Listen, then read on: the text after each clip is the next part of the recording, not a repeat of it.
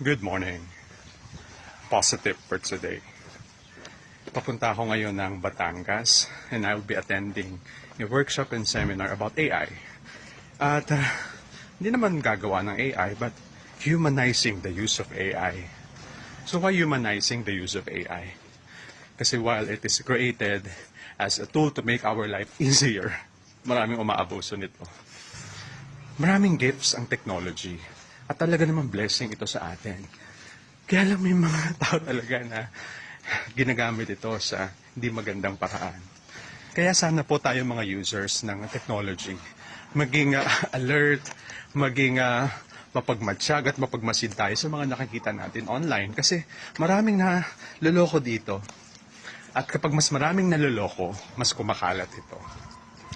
Naway ipanalangin po natin ang tagumpay ng programang ito.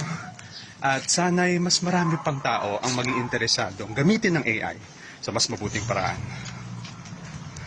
Love, love.